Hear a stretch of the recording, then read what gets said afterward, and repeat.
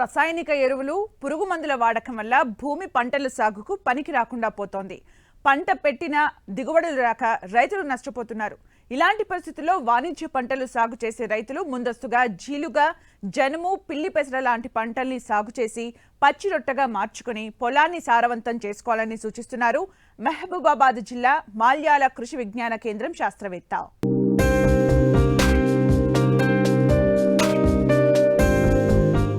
గత కొన్నేళ్లుగా రైతులు అధిక దిగుబడుల కోసం రసాయనిక ఎరువులు ఎక్కువగా వాడుతున్నారు. దీనివల్ల నేలలో సారం తగ్గి పెట్టుబడులు పెరగడమే కాకుండా దిగుబడులు గణనీయంగా తగ్గుతున్నాయి. ఈ సమస్యను అధిగమించడానికి ప్రత్యామ్నాయంగా పచ్చిరొట్ట ఎరువులను ఋతుపవనాల ఆరంభంలో వేసుకోవాలి. దీని ద్వారా భూసారాన్ని పెంచుకుని పంట దిగుబడిని పెంచుకోవచ్చు. భూమిలో తేమ, పోషకాల శాతాన్ని పెంచుకోవచ్చు.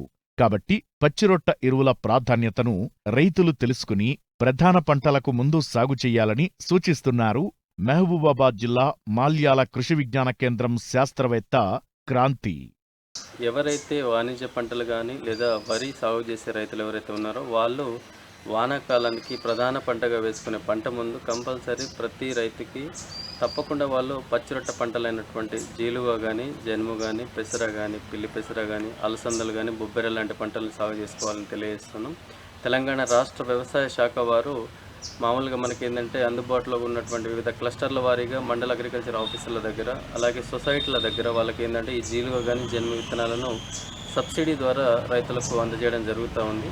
ఒకవేళ మనకు కన్సర్న్ మండలంలో మనకు జీలో కానీ, జనుము కానీ విత్తనాలు అందుబాటులో లేని ఎడల రైతులు నిరుత్సాహపడకుండా తప్పకుండా వాళ్ళు ఏంటంటే వారికి అందుబాటులో ఉన్నటువంటి ఏవైతే పెసర కానీ, మినుములు కానీ, బొబ్బర్లు కానీ, పిల్లి పెసర కానీ, అలసందలు సేమ్ జాతి లక్షణాలు కలిగినటువంటి పచ్చిరొట్ట పంటలను వేసుకొని వాళ్ళు నేలలో కలియదున్నట్టయితే నేల సారం బాగా మనకి ఇంప్రూవ్ అవ్వడమే కాకుండా రేపటి రోజున మనకు వర్షాకాలంలో పడ్డటువంటి వర్షాలు నీటిలోకి నేలలోకి ఇంకిపోవడం కానీ లేదా భూమి యొక్క భూభౌతిక లక్షణాలు అనేవి మనకు బాగా అభివృద్ధి చెందడం జరుగుతుంది.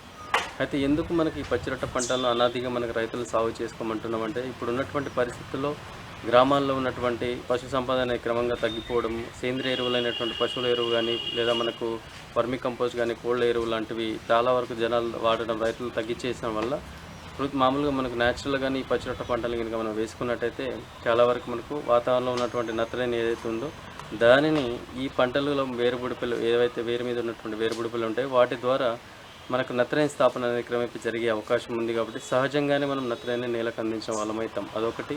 దాంతోపాటు ఈ రొట్టె అనేది నేలలో కళ్ళెదున్నిన తర్వాత అది కంప్లీట్గా మనకు కుళ్ళిపోయి సేంద్రియ పదార్థంగా మారి మనకు సేంద్రియ కర్బన శాతం అనేది పెరిగే అవకాశం ఉంటుంది.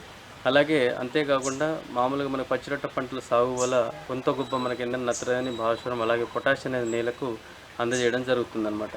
దీంతోపాటు భూభౌతిక లక్షణాలు అనేటువంటి ఉదజని సూచిక కానీ అలాగే మనకు ఇతర పోషకాలు ఏవైతే ఐరన్, కాపర్, మ్యాంగనీస్, జింక్ లాంటివి అలాగే భూమిలో ఉన్నటువంటి మనకు సూక్ష్మ స్థూల రంధ్రాలు కానీ ఇవన్నీ కూడా మనకు గాలితో కానీ నీటితో నిండడం నేల యొక్క సారం పెరిగే అవకాశం ఉంది.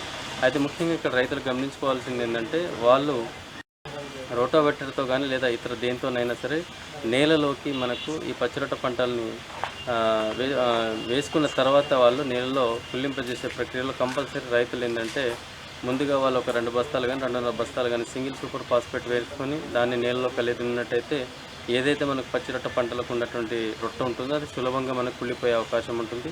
లేని ఎడల మనకి ఏంటంటే మన దగ్గర ఇప్పుడు ఏది ప్రొఫెసర్ జయశంకర్ తెలంగాణ రాష్ట్ర వ్యవసాయ విశ్వవిద్యాలయం వాళ్ళు ఉన్నటువంటి డికంపోజర్స్ అనేవి కూడా మనకు అందుబాటులో ఉన్నాయి.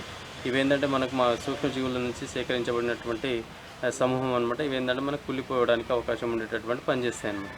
సో కాబట్టి ప్రతి రైతు ఏంటంటే పచ్చిరొట్ట పంటలను సాగు చేసి వారి యొక్క భూభౌతిక లక్షణాలని డెవలప్ చేసుకోవాల్సిందిగా కేవీకే మల్యాల వారు కోరుతున్నాం.